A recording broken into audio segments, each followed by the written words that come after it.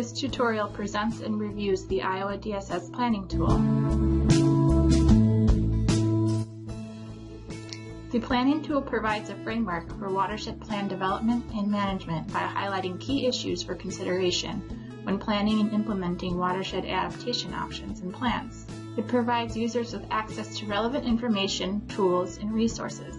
The planning tool supports the storage, transfer, analyses, visualization, and sharing of large amounts of data produced from observation incident modeling.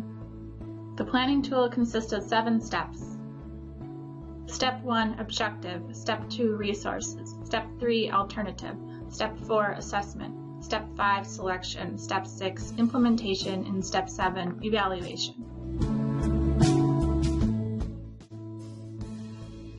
Because Step 3 of the planning tool and Step 4 of the planning tool was designed around the Cedar Rapids multi-hazard tournament, an overview of the tournament will be provided next, while the actual interfaces of the planning tool will be discussed in Part 2 of this tutorial.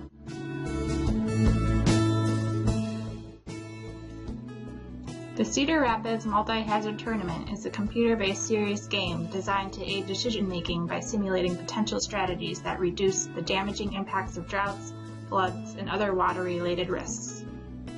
The multi-hazard tournament was developed by the U.S. Army Corps of Engineers Institute for Water Resources in collaboration with other federal, state, and local agencies involved in water resources management. The multi-hazard tournament consisted of players, referees, team facilitators, and announcers and hosts. Using their knowledge and expertise, players discuss with their team members on what adaptation options to select. These adaptation options guide the team's water management strategy, which will impact their score against the flood, drought, and water quality issues. The multi-hazard tournament presented teams with 4 climate scenarios, which each represented turns. The first turn climate scenario consisted of the period of record, while the second turn climate scenario was a period of record with synthetic flood adjustment. The third climate scenario was drought, which represented a period of record with synthetic drought adjustment, while the fourth climate scenario was climate change, that had more frequent and extreme flood and drought periods.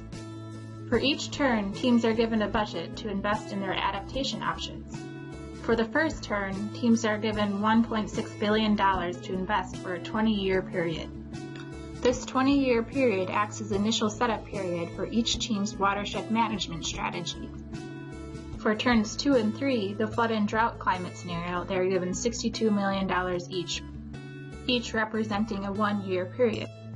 In turn 4, the climate change scenario, teams are given the opportunity to reset their watershed management strategy plan. Just as in turn 1, they are given a $1.6 billion for a 20-year period to invest in their adaptation options.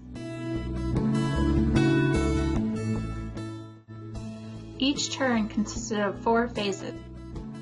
In Phase 1, there was the presentation of the turn scenario. In Phase 2, there were decisions to be made about adaptation options. In Phase 3, there were justification choices and press release presentations. In Phase 4, there was the scoring. During Phase 1 of each turn, the announcer announces the hazard type, climate scenario. Teams review their budget and then they move on to decision-making for adaptation option selection phase, towards developing their watershed management strategy.